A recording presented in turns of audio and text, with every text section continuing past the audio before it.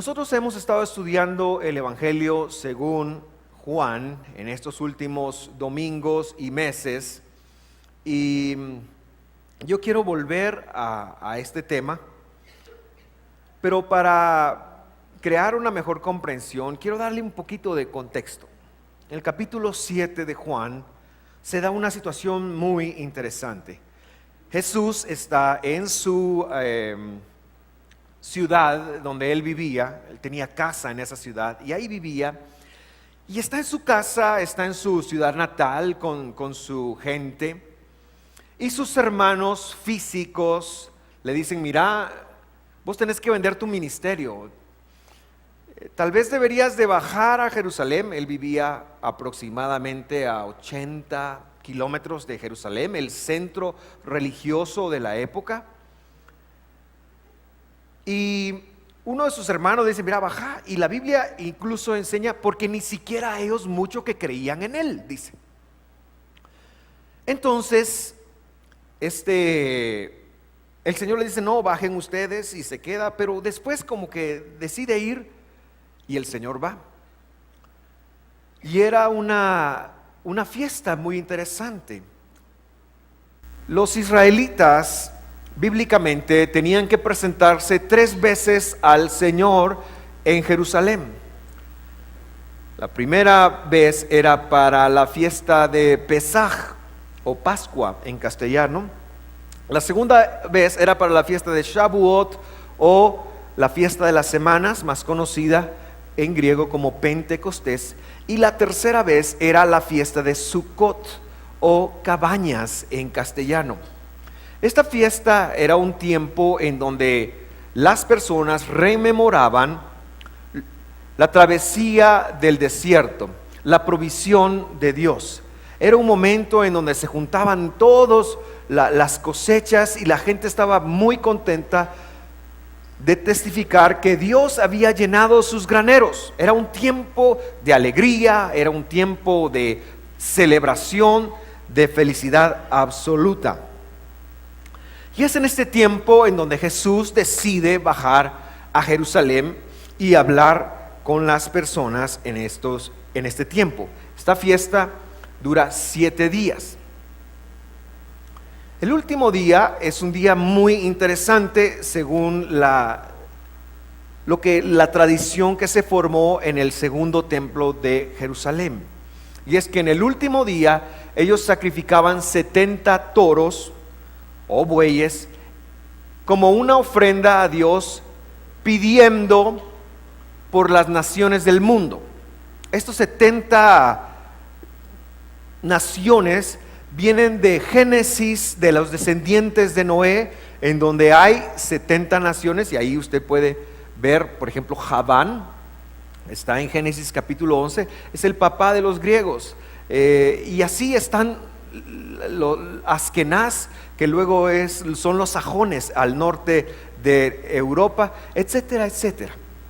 Entonces en este día ellos hacían un sacrificio pidiendo influencia, pidiendo que Dios bendijera a las naciones de la tierra, es decir, que bendijera a los gentiles, que fue precisamente la idea de Jesús, que era el sentir del corazón de Jesús, que amaba y que quería que la luz de la gloria del Señor llegara a todas las naciones, porque la revelación, como él lo había enseñado en ese entonces, la tenían exclusivamente los judíos. Jesús le dijo a una mujer: pero la salvación proviene de los judíos, en Juan capítulo 4. Sin embargo, el hecho de que él participa de esto en el capítulo 7 de Juan es muy interesante, porque nos abre una puerta a nosotros que no somos judíos o descendientes físicos de Abraham, para entrar y para ser bendecidos. O sea, no importa si tú eres canche, alto, guapo, feo, panzón, Dios te ama y tiene algo sobrenatural para tu vida. Tiene algo maravilloso para tu vida. No importa si estás atravesando una situación que se te dificulte, no importa si estás deprimido, No importa lo que estés atravesando, Dios te ama y tiene una porción para tu vida. Tiene algo contigo. No eres discriminado de Dios, no estás olvidado de Dios. Y es muy importante verlo hoy en día, porque es tan fácil con todo lo que nos pasa y que nos ocurre pensar que Dios está enojado, que está distanciado, que está defraudado con respecto de nosotros. Pero yo quiero decirte que Dios está demasiado involucrado, demasiado vinculado con nosotros hoy en día. Lo que pasa es que tenemos que hacer un poquito de esfuerzo para alcanzar eso. Y eso es lo que me mueve a enseñar esta mañana. En el capítulo 7, entonces, Jesús se pone a hablar con muchas personas y hacen algunos debates, pero finalmente llega a este versículo que es en el que quiero basar la charla de esta mañana, y ahí dice, según la Biblia de las Américas: y en el último día, el gran día de la fiesta. Ya le dije que ¿por qué era el gran día? Porque era el día que pedían por los gentiles. Jesús, puesto en pie, exclamó en alta voz, diciendo: si alguno tiene sed, venga a mí y beba. Quiero que note dos cosas. La Biblia registra un tiempo específico como una referencia directa para usted y para mí. En el último día, en el gran día, la gran final. Esta era un tiempo que iba de menos a más. Y llega la coronación, y en ese momento Jesús se levanta y se pone en pie y exclama en alta voz. No tenía un auditorio así como este, no habían sillas en ese lugar. El templo era un lugar muy interesante en donde las personas tenían un acceso al atrio, pero iban a sacrificar, iban a ofrecer ofrendas. Y en el contexto que Jesús lo dice, es probable que hayan chivos y ovejas que están siendo descuartizadas. Es algo difícil para la mente occidental del siglo XXI pensar cómo habrá sido. Y en ese momento, en ese atrio, por cierto que donde él lo dijo, solo estaban permitido que hubiera hombres, no había mujeres, porque así era. No me mire a mí, yo no soy machista, yo no escribí eso. Pero en ese momento en donde está ocurriendo esto, en donde a lo mejor en donde hay unos cantores a la entrada de este atrio que están cantando, Jesús se para y empieza a gritar, como tratando de obtener la atención de todas las personas. A lo mejor había gente que sí iba compungida, a lo mejor había otras personas que estaban pensando en lo que iban a hacer, pero en ese momento Jesús los saca a todos de lo que están haciendo y a gran voz exclama, y todo el mundo se voltea porque él está gritando: si alguno tiene sed, que venga a mí y beba. Estas palabras cobran una importancia vital para que nosotros entendamos la vida cristiana. Esa es la vida cristiana. Si alguno tiene sed, que venga a mí y beba. En el momento del sacrificio, en el momento de las bullas, en el momento donde la gente está buscando a Dios, que Él se haya puesto a gritar y a decir eso, era muy sorprendente para las personas. Es como que yo estoy tratando de hablar con ustedes y entra alguien y grita y diga algo semejante, pero estoy seguro que con la autoridad que él tenía, todas las personas voltean a ver y lo escuchan. Y le dice: si alguno tiene sed, que venga a mí y beba. Para que la vida sea exitosa, tú debes de tener sed. Para que Dios se involucre contigo, tú debes de tener sed. La sed es vital en la vida cristiana, en la relación con Dios. Sed. Jesús está buscando ¿qué tipo de personas? Personas que tienen. ¿Alguna vez ha tenido sed usted? ¿Verdad que la sed es complicada, no? no siente que la garganta se le seca. Quizás en la costa es más fácil verlo, ¿verdad? Y qué rico es tomarse un agua pura con hielo cuando uno tiene sed, ¿verdad? Si usted se toma una cola o una gaseosa, no le va a quitar la sed. Le va a atarantar el cerebro un poquito pensando que usted se le fue, pero no es tanto así. Hay una cosa que Dios creó para quitar la sed físicamente hablando y se llama agua. Y Jesús se compara a esa agua. Si alguno tiene sed, vamos a tratar de ver un poquito más qué quiere decir eso de sed. El siguiente versículo dice: el que cree en mí, como ha dicho la Escritura, de lo más profundo de su ser brotarán ríos de agua viva. O sea, sed, tiene sed, pero luego hace algo. Yo quiero que usted denote que no es suficiente tener sed, y vamos a aclarar qué es sed en unos minutos. Pero no es suficiente tener esa sed, sino que hay que ir con Jesús y creer para cambiar esa necesidad de calmar un apetito como la sed y transformarla en algo que fluye de las personas. De lo más profundo de su ser, dice la Escritura, brotarán ríos de agua viva. No solo se le va a calmar la sed, usted mismo se va a convertir en una fuente. Usted mismo se va a convertir en una fuente que va a saciar su vida primeramente, por supuesto. Hace algunos años el Señor me concedió ir a Perú por primera vez. Estoy hablando del año 1997, y habíamos tenido un congreso, de esos congresos que vamos a hacer ahora, y un hermano que se movía en los dones sobrenaturales del Espíritu Santo me invitó a acompañarlo a Perú. En ese entonces yo me dedicaba a la música, y me dijo: necesito un buen pianista, alguien, un ministro. Me dijo: ¿no te quieres ir conmigo? Y yo estaba atravesando algunas situaciones personales y necesitaba como despabilarme. ¿Cuánto tiempo? Un mes entero en Perú. Y yo recuerdo que fue un tiempo muy interesante.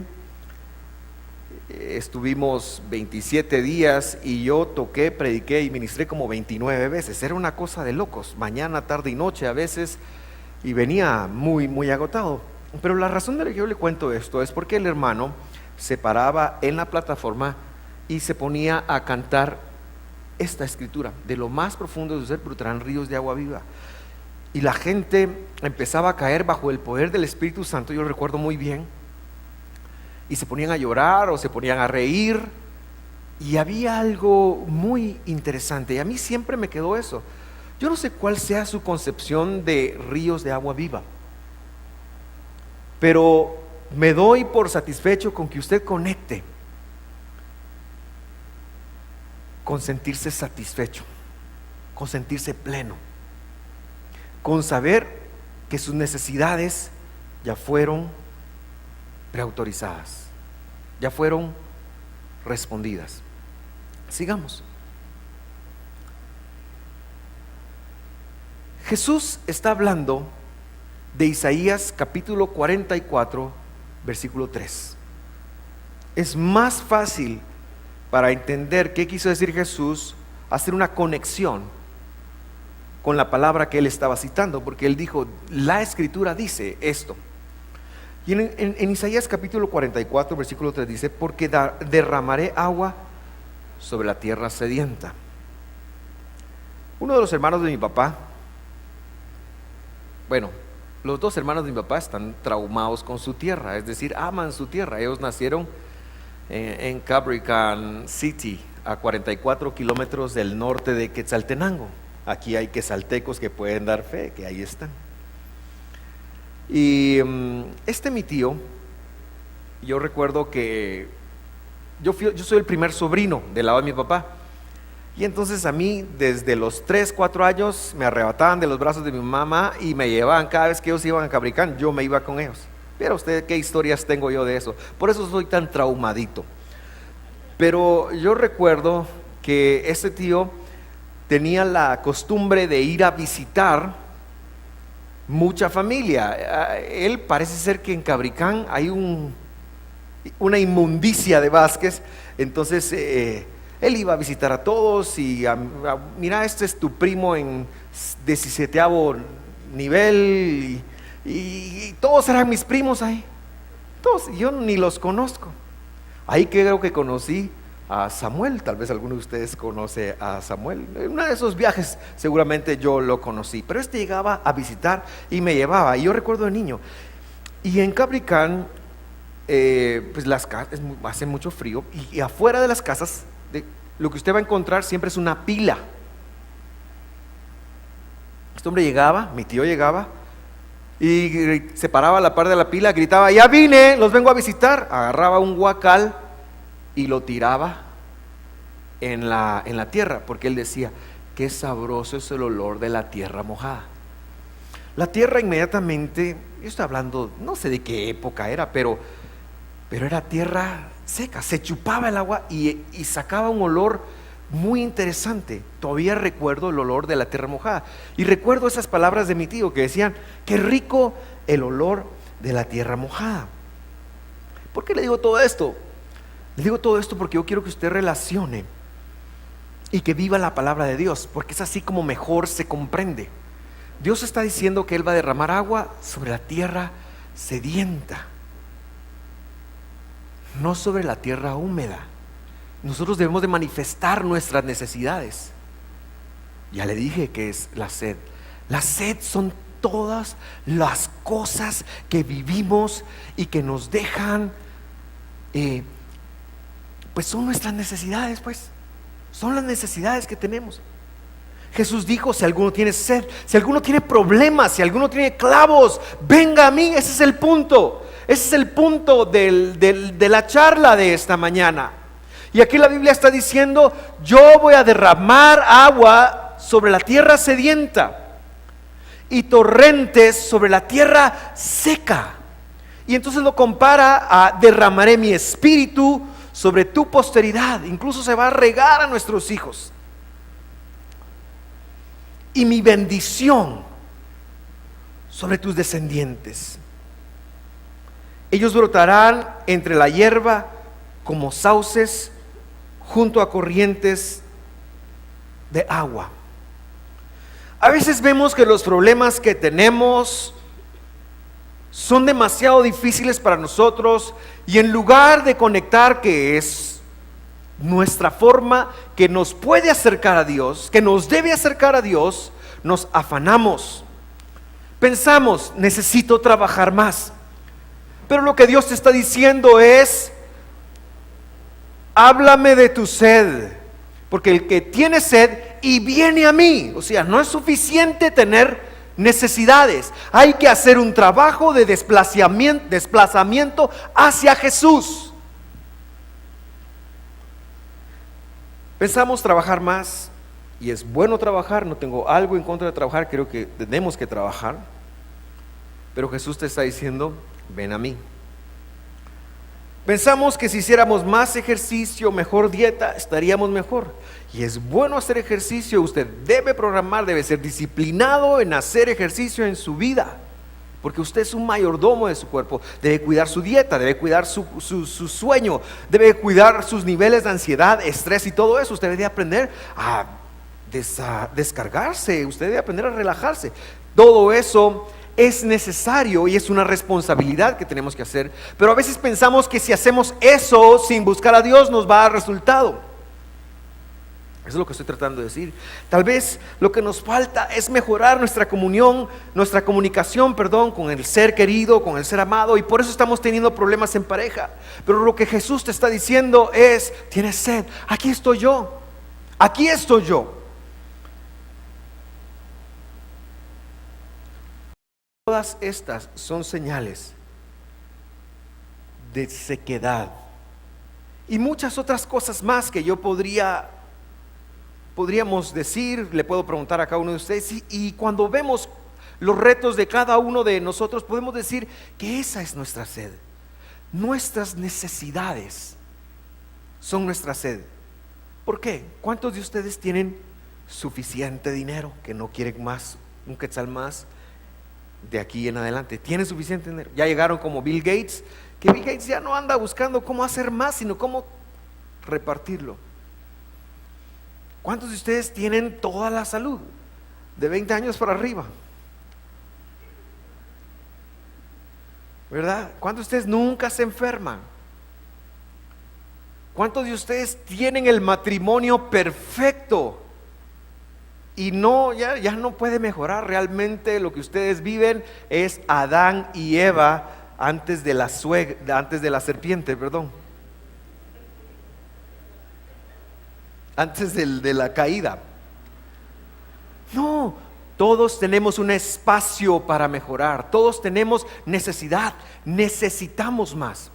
Ni siquiera estoy hablando de gustos, estoy hablando de necesidades. Y lo que Jesús está haciendo es decir que la sed, las necesidades son como la sed.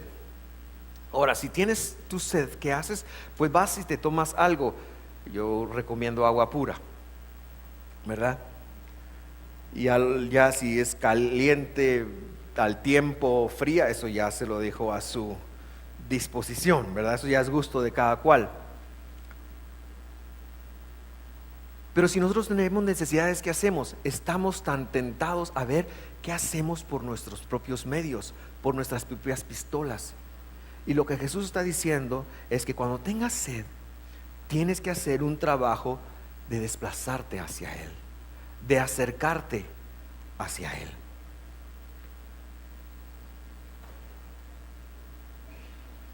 Querido hermano, cada necesidad que estás enfrentando es una oportunidad. No quiero empezar y no me voy a meter en ¿por qué pasó? Olvídese eso. No vengo de ahí. Vengo de que todo lo que estás viviendo es una oportunidad de estrechar la relación con Jesús, porque Él anda buscando sedientos. El requisito indispensable para que Dios te haga un milagro es tener una necesidad. Por supuesto, lo que está en medio se llama fe, pero el requisito indispensable para que Dios haga algo contigo es tener una necesidad. Querido hermano, no está mal tener una necesidad. No eres una mal persona, no eres un pecador por eso. No es que tengas falta de fe o no aceptes una condenación de por qué llegaste a estar en la necesidad que estás.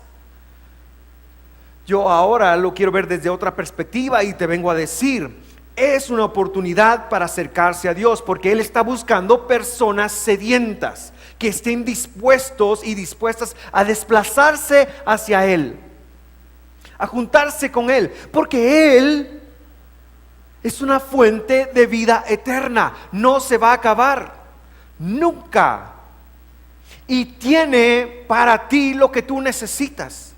Ahora, no quiero caer en esa falsa predicación de que vivir en la vida cristiana te quita todos los problemas. No, ese es el punto, porque Jesús mismo señaló: en el mundo tendrán aflicción, pero tranquilos, yo he vencido al mundo. Confíen en mí, yo he vencido al mundo. No es que ser creyente te quite problemas, no, es que cuando tú eres creyente, tú tienes con quién ir para resolver todos tus problemas, y esto va a estrechar tu relación con Él, esto va a acercar tu relación con Él y te va a transformar a ti en una mejor persona. Al final del día es una oportunidad de transformar, que es la razón por la cual tienes vida. La razón por la cual estás acá es porque Dios te quiere hacer una mejor persona. Y cuando digo acá, me refiero a la tierra, me refiero a los problemas y situaciones que estás enfrentando. Sí, nosotros lo vemos como: Dios no me ama, esto me ha herido, me ha golpeado, yo me siento que Dios se olvidó de mí, o que pues a todos les escucha sus oraciones, pero a mí no. Y no es así, eso es un engaño del maligno que quiere alejarte de Él porque sabe que si tú te conectas con Él, tu sed va a ser satisfecha. Él es el dador de todo bien. Por eso el escritor de la carta de Santiago, que me gusta más llamarla Jacobo, dice: toda dádiva y todo don perfecto, hermano, es que si fue para bien, viene del cielo. Sí, hermano pastor, pero ¿sabe qué? Yo tomo medicina y eso me cura. Pero nunca has tomado medicina que no te cure. Yo sí. O sea que lo que estoy diciendo es que aún la medicina Dios la usa para sanarte. Es Dios el que hace que esa medicina te caiga bien, porque es bueno, porque Él es bueno. Él no es malo, no está enojado. Así que si tú tienes sed, Él es una fuente inagotable, no se va a acabar. Eso es lo que Jesús está señalando. Y por eso yo quiero regresar a Juan, al versículo 39, donde dice: ¿a qué se estaba refiriendo? Él les decía esto del Espíritu. Diga conmigo: Espíritu. Espíritu. Ok. La palabra para espíritu en el idioma griego es la palabra neuma. Por eso cuando usted tiene problemas pulmonares y tiene que visitar a un especialista, usted va donde un neumatólogo. Neumático es una cuestión llena de neuma, y más que nada se enfoca como en un viento. Si yo me pusiera frente a este ventilador y estuviera encendido, estuviera recibiendo el neuma de este ventilador. Así que esa revelación que nos cayó nos hizo ver a Dios, o el Espíritu, como algo más que alguien, algo que sopla sobre nosotros, ¿verdad? Y luego hay cantos como ese de sopla en mí, Espíritu Santo, sopla en mí. ¿Lo ha escuchado? Son cantos muy hermosos, pero la idea que nos dejan es un poco corta en cuanto a lo que Jesús estaba tratando de decir. Ahora, el concepto semítico de espíritu es la palabra ruach, y el ruach es otra cosa. En el principio creó Dios los cielos y la tierra estaba desordenada, dice, y vacía, y había confusión y había caos, y el ruach, dice en hebreo, se movía. O sea, no es como un viento que sopla y que me hace sentir y que yo caigo solamente, aunque Dios hace eso, sino es como la ejecución de la palabra de Dios. Si lo más poderoso que vivimos en la vida, que podemos entender en la vida, es la palabra de Dios, entonces el Espíritu, que es el ejecutor, está relacionado con esto. Pero sigo leyendo. Él les decía esto del Espíritu, que los que habían creído en Él habían de recibir. Todavía no lo habían recibido, porque el Señor no había dado, porque el Espíritu no había sido dado todavía, pues Jesús aún no había sido glorificado. O sea, que cuando Jesús fuera glorificado, ¿qué es ser glorificado? Resucitado, es decir, haber pasado el proceso de haber dado su vida y haber resucitado. ¿Jesús dio su vida? Pregunto. Sí, ok. ¿Y resucitó? Eso es la base de nuestra fe, ¿verdad? Eso es lo que creemos. Ok, entonces esto está en efecto para usted y para mí. Ahora, cuando dice esto se refería del Espíritu, ¿a qué se refiere? Se refiere a la declaración que Él ya había dado: de lo más profundo de su ser brotarán ríos de agua viva.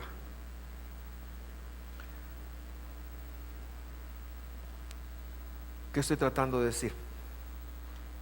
Perdone por tanta vuelta teológica. Lo que estoy tratando de decir es que cuando nosotros vamos a Jesús con problemas, con necesidades, con sed, si vamos a Jesús, se va a activar en nosotros el Espíritu y va a surgir desde lo más profundo de nuestro ser. Ahora, yo me toco aquí porque aquí es donde yo pienso que tengo lo más profundo de mi ser, ¿verdad? Pero no es porque esté aquí, es una parte de la parte inmaterial del ser humano. Dios te dio un alma,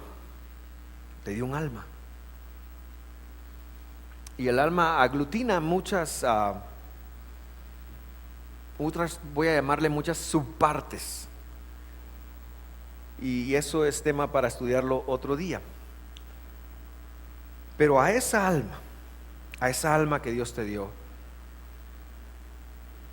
la promesa de que Jesús murió y resucitó por nosotros y nosotros creemos en Él, te convierte o te capacita para poder tener eso en ti y vivirlo y administrarlo. Eso es un gran privilegio que no debe ser tomado a la ligera.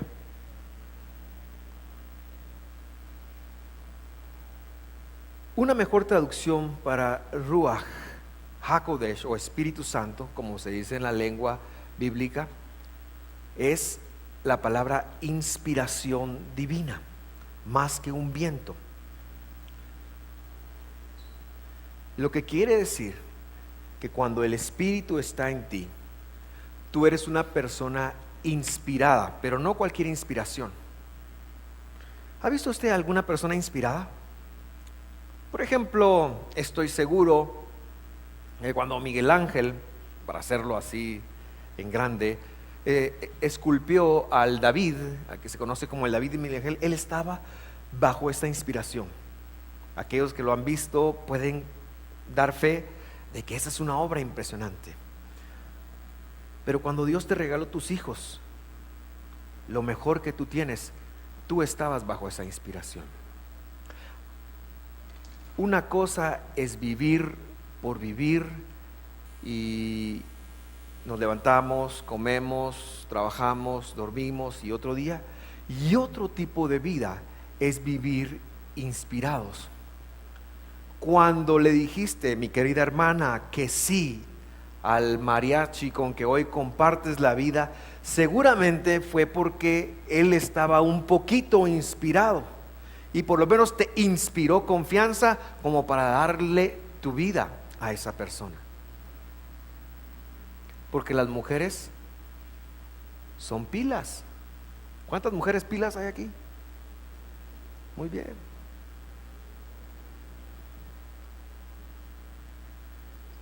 Es distinto vivir la vida con inspiración que sin inspiración. Es distinto. Cuando alguien se para frente a una multitud y dice y predicó un gran mensaje como el que hoy le estoy predicando yo, estaba inspirado. Cuando alguien se echa una buena casaca, pero de esas que llega al corazón, uno dice, está inspirado. Cuando uno miraba a Michael Jordan, perdón por usar ejemplos de hace 30 años, ¿quién les gusta? LeBron James o Cristiano Ronaldo o Messi, y tienen uno de esos juegos, porque a veces tienen juegos mediocres también. Uno dice, están inspirados.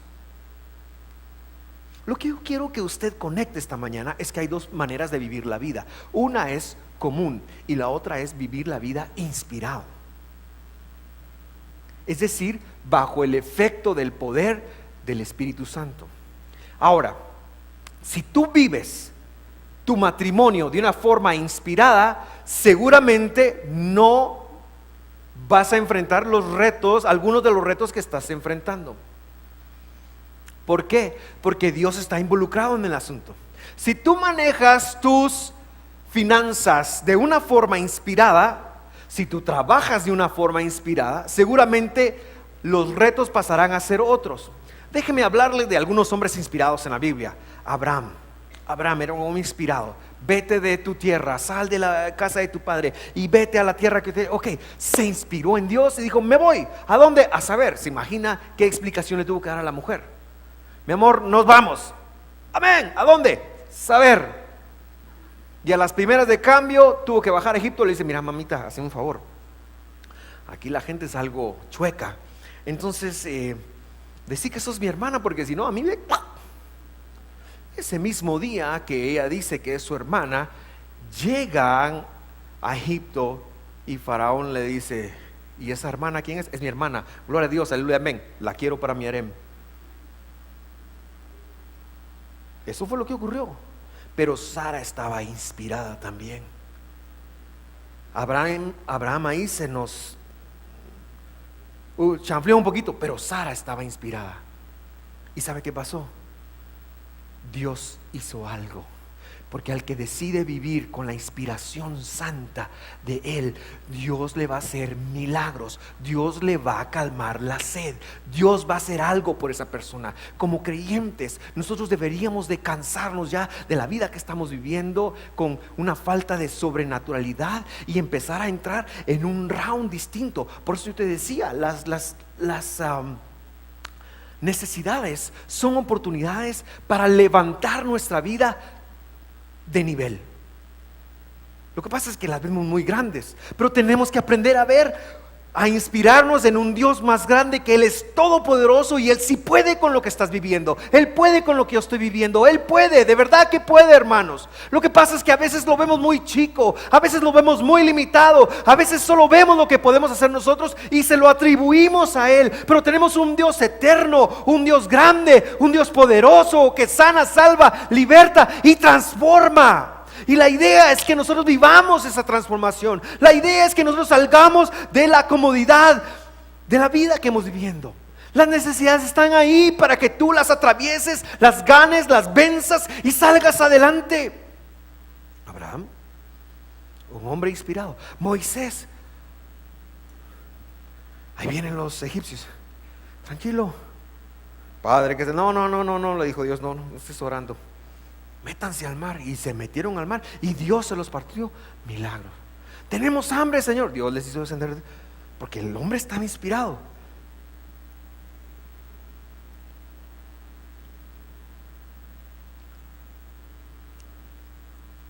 Quiero rogarte que te inspires esta mañana en Dios. Quiero rogarte que tú te abras a la posibilidad que el mismo ser, Dios, que inspiraba a todas esas cosas. David está ahí con sus ovejitas, de repente ve un oso, hermanos. ¿Usted alguna vez ha visto un oso? No se vale guayo.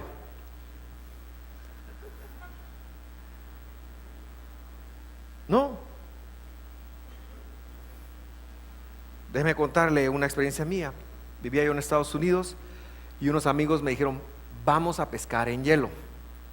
Yo pesqué una gran pulmonía, señores. Llegamos a un lago, el lago estaba completamente congelado.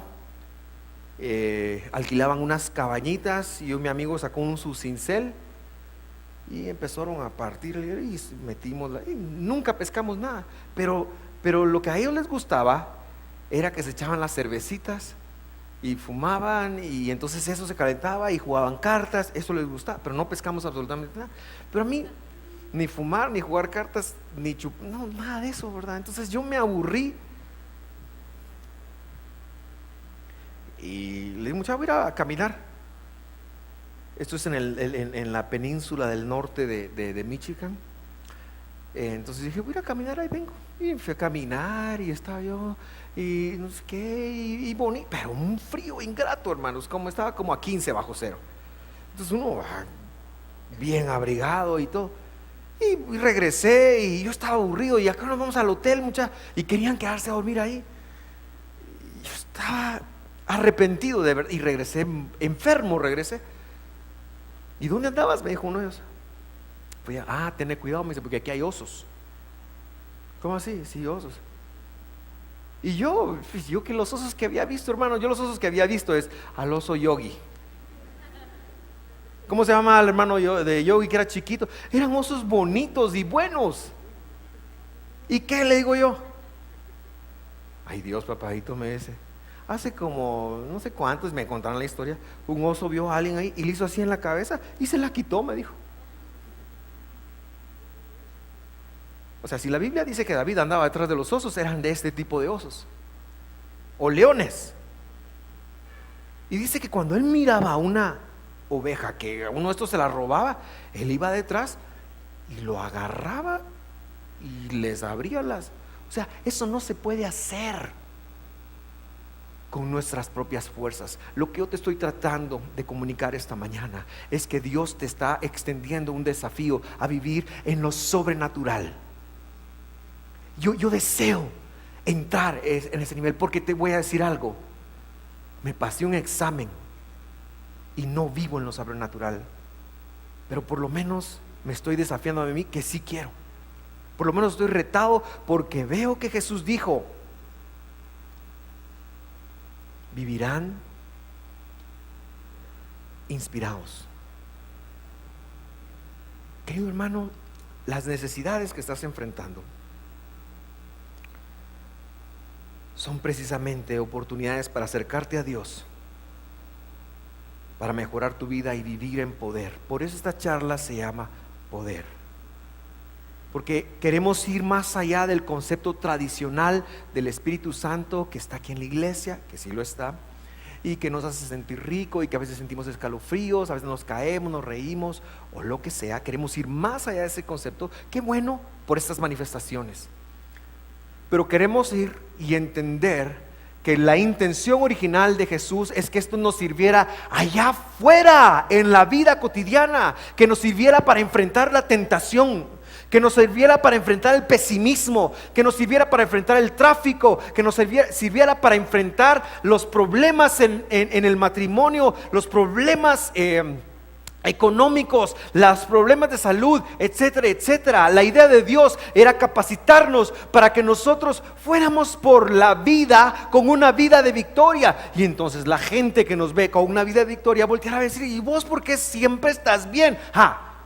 Yo vivo inspirado. ¿Y por quién? Por el Espíritu Santo. ¿Y cómo se hace eso? Pues cada necesidad que tengo la llevo a Jesús. Porque el que tiene sed, que venga a mí. Estoy seguro que viviríamos mejor. Estoy seguro que si viviéramos inspirados, impactaríamos más con nuestro testimonio. Estoy seguro que partiríamos mares. Estoy seguro que las necesidades las reduciríamos. Estoy seguro que tendríamos para compartir. Estoy seguro que tendríamos para dar. Estoy seguro que viviríamos más alegres, mejor vida. No tendríamos que trabajar de 6 a 9. Y repito, no tengo nada con el trabajo, excepto que el trabajo no se convierta a Dios. Y que tú no pienses que tus finanzas vienen de tu trabajo. No, tus finanzas no vienen de tu trabajo, vienen de Dios. Él utiliza tu labor económica como una excusa para dártelas, para que tú pienses que tú tuviste algo que ver. Pero el problema es que pensamos que tenemos todo que ver, cuando lo principal sería voltear al cielo. ¿Tienes problemas? Voltea al cielo. ¿Quieres más clientes?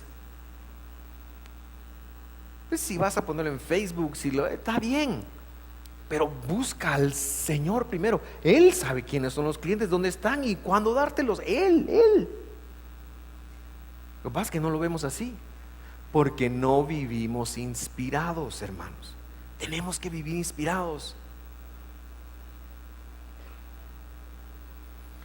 Bueno, ya terminé, hermanos. Solo les quiero leer otra vez con esta óptica Isaías 44:3, porque derramaré agua. Esa es una promesa de Dios sobre la tierra sedienta, y Jesús está diciendo: el que viene a mí, esto le va a pasar. Y torrentes sobre la tierra seca. Derramaré mi inspiración divina sobre tu posteridad. yo quiero ver a mis hijos mejor que a mí.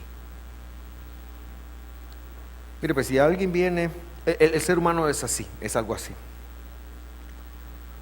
Hermanos, entra alguien por ahí y dice, venía para la iglesia, y cuando venía para la iglesia me robaron el carro.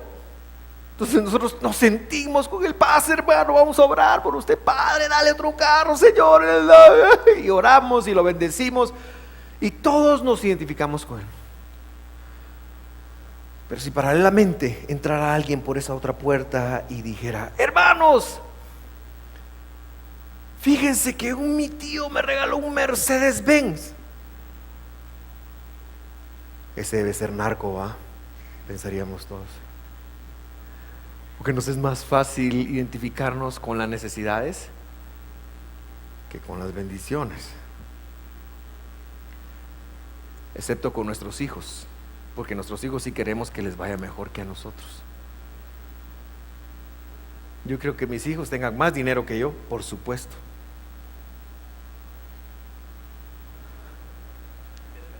¿Verdad? Yo quiero que si mis hijos les va, y esa promesa dice, mi espíritu, mi inspiración sobre tu posteridad.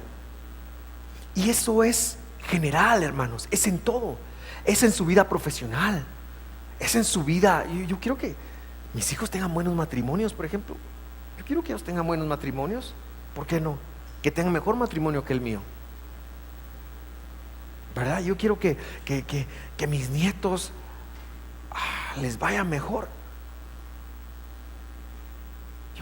Eso es que a mí uno se le enternece el corazón con los nietos. Discúlpeme, pero es que yo ya tengo nietos, entonces eso.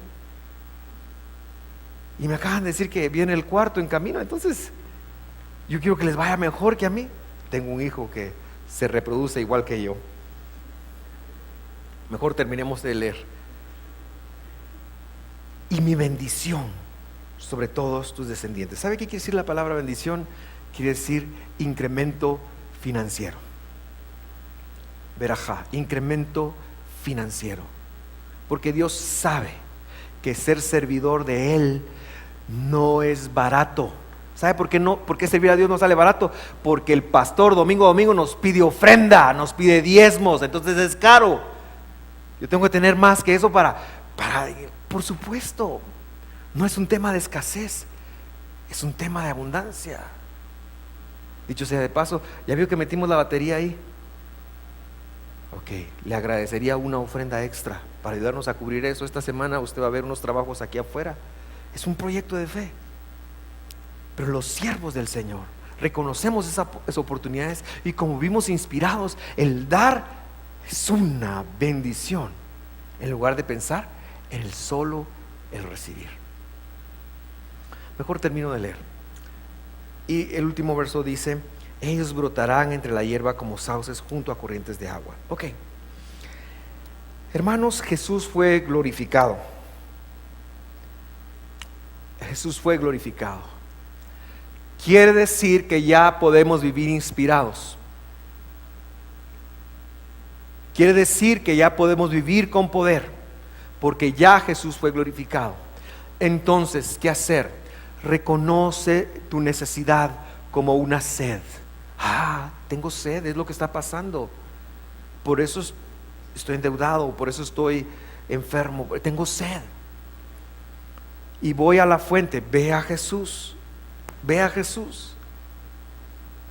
Porque ir a Jesús te va a activar la vida del Espíritu de Jesús, de la inspiración divina en ti. Hermano, este es un mensaje de fe. Lo que pasa en la necesidad es que si nosotros le entramos con la fe en Jesús, vamos a ver milagros. Vamos a ver milagros. Y yo hoy en la mañana, más que cualquier otra cosa, yo te quiero desafiar a no vivir la vida como la has estado viviendo. Todos tenemos un espacio para mejorar nuestra inspiración. Si a lo mejor tú ya vas caminando, siempre la puedes mejorar. Siempre la puedes mejorar. Y recordar que todo lo que necesites en tu vida debe de desprenderse de la relación espiritual con Cristo Jesús, nuestro Salvador, quien murió en un madero, pero que se levantó 3 días después y que está sentado junto a la diestra de Dios Padre, donde tiene toda autoridad para hacer que las cosas pasen en este mundo y en cualquier otro mundo que exista.